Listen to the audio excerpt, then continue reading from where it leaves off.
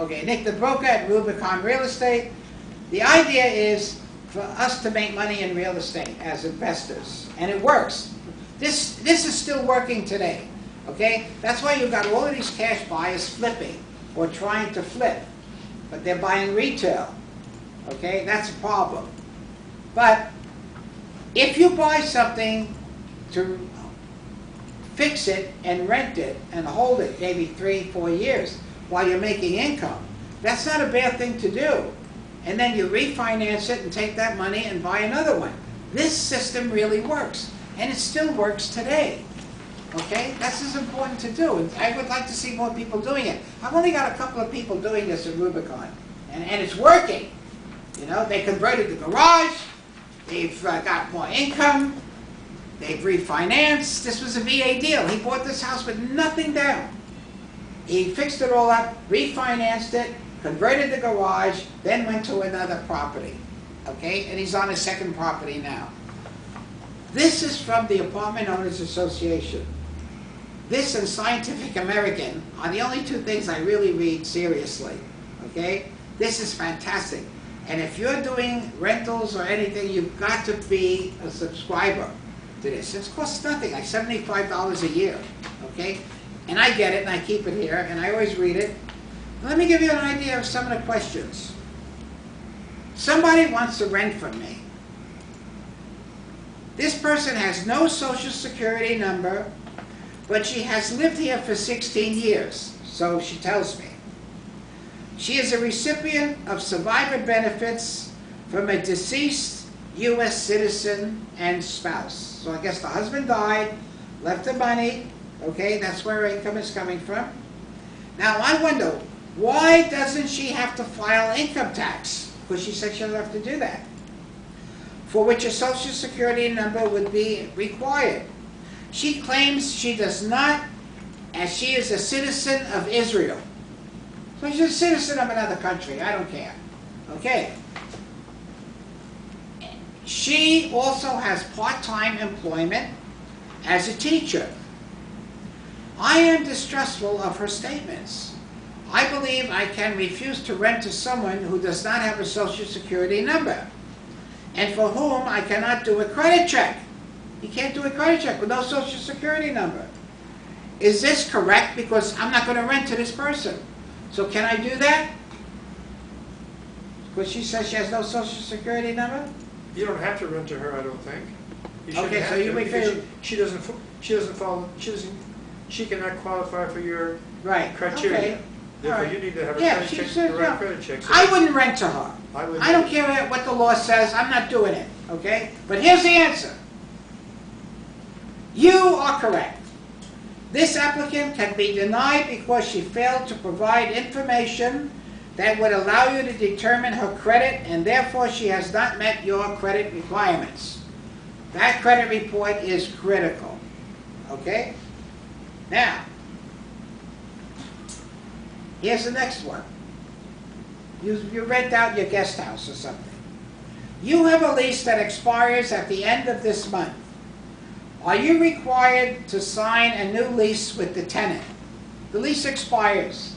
Do you have to sign a new lease? You can go month to month after that. We'll say no. If Fred says we go month to month, that is absolutely correct, because the lease automatically renews on a month-to-month basis. Okay? By the way, so we don't forget this, when you're leasing, you want to put a cap in terms of what you would pay an attorney if you lost the case against the tenant. You got to put that in there. So you would say attorney fees up to $500. You put a limit on it. Otherwise, they could sue you for $10,000, $15,000. Okay?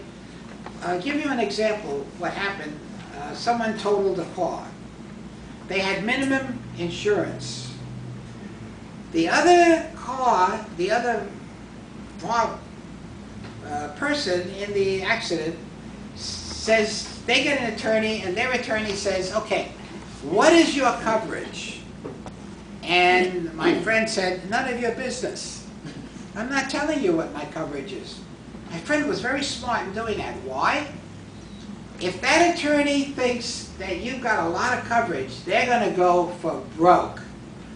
But don't know. You might have minimal coverage, and there may not be any money for that attorney. Attorney doesn't want that, okay? So they settled, but the other attorney never found out how much my friend was covered for. Very interesting. So whenever someone asks you for information, why do you have to give them information? Yeah. I refuse to answer anything. Exactly. And then you scare them. You say, well, what are my civil rights? What do you mean? I have to answer your questions. I have civil rights. What do you think you're saying? Can't the attorney call the insurance company and get it? No! That's private information. That's a very good statement. No, they can't do that. They have to get my written permission. And this, yeah, let's say it's me. No, I'm not going to. It's none of your business what I'm doing here. Okay? It's very good to know. It is good to know, isn't it? Okay. Can a landlord force a tenant to maintain rental insurance?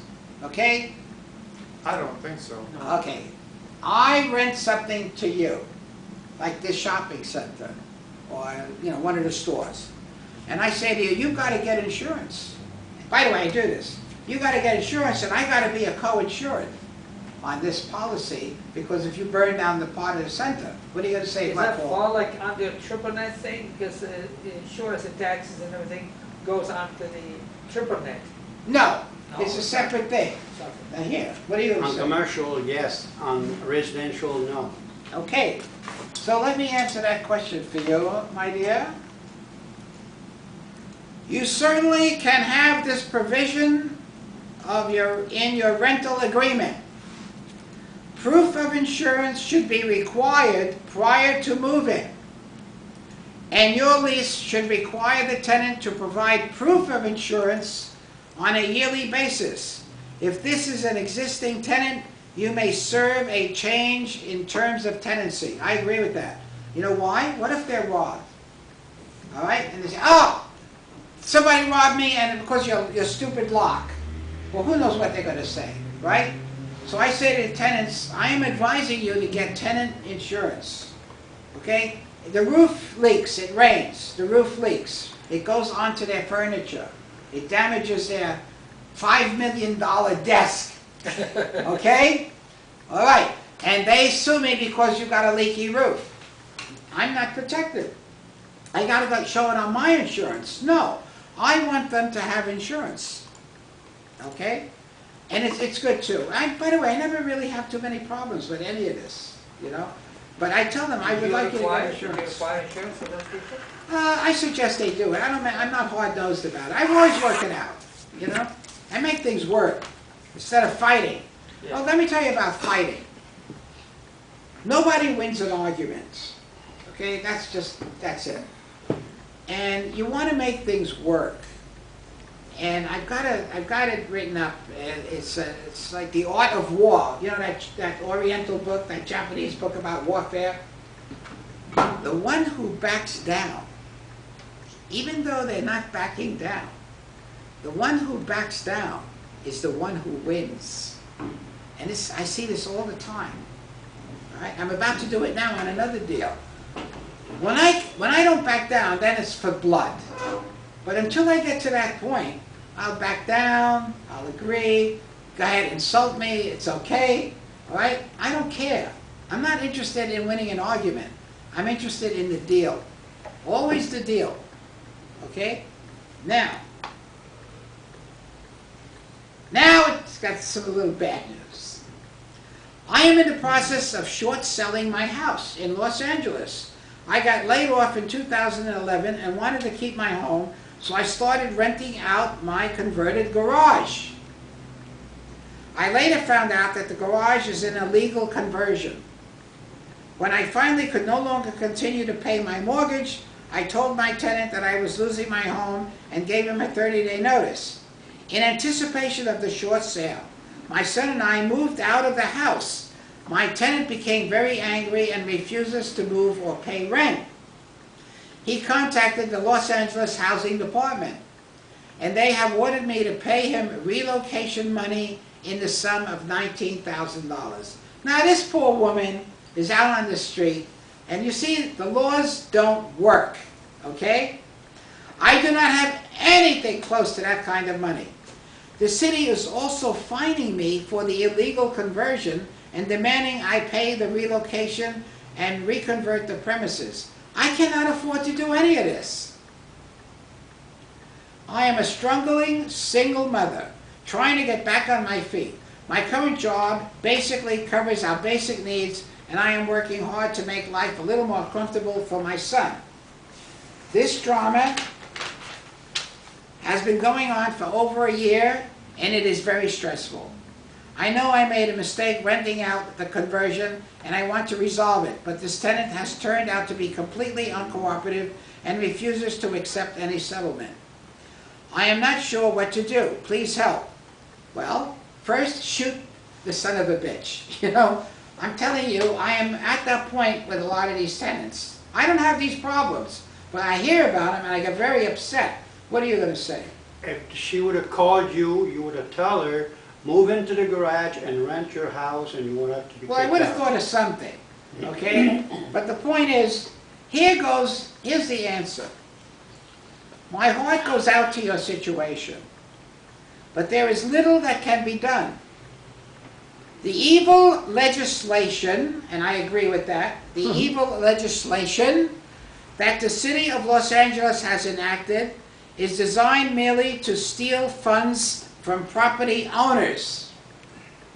Obviously, a city must enforce building codes for the safety of its citizens. Okay. If an illegal unit exists, the city should require the owner to discontinue the use of that unit. However, to impose harsh fines in the form of outrageous relocation benefits to tenants is merely an attempt by the city of Los Angeles to pander to tenant right groups. In many cases, such as in this instance, the effect is for the owner to lose the property. Maybe the city should concentrate on fixing potholes, as that is a real job that needs to be done. See, I believe a lot of times the laws don't work. I saw on TV once, this family of maybe 3 or 4, they were living in a converted garage. So the city says, you can't get it, you can't live in here, get the hell out of here. And so the father says, you want me to put my family out on the street, living outside on the street, where at least I have a roof over my head here, I have electricity, and I have heat, but you're telling me to go live on the street, right? No, he didn't do it. He said, no, I'm not going to do it. I'm just not going to do it. Get your guns, get the police, whatever you want to do, because it's crazy. Okay, that doesn't work. Anyway, these are legal issues from the Apartment Owners Association. Wow, that's exciting. This is really good stuff, right? But it's true. Politics are not necessarily for the benefit of the people. You've got to weigh it to make sense. Okay? Okay. I served my tenant with a 60-day notice to vacate, which will expire on October the 16th, which is like now. The tenant has sent me the full rent for October and states that he will not be vacating. What are my options? I told him 60-day notice to vacate, which, I did everything right, 60-day notice. Here's the answer. If you accept the full rent for the month of October, you would be waiving your right to proceed on your 60-day notice. Promptly return the check to your tenant. It is permissible to accept 1/2 of the rent, since your notice expires on October 16th. Advise your tenant that you will be commencing an eviction if they fail to timely vacate. Well, this is the problem. It takes so long now, right? Didn't they reduce the number of courthouses and the number of workers in a courtroom?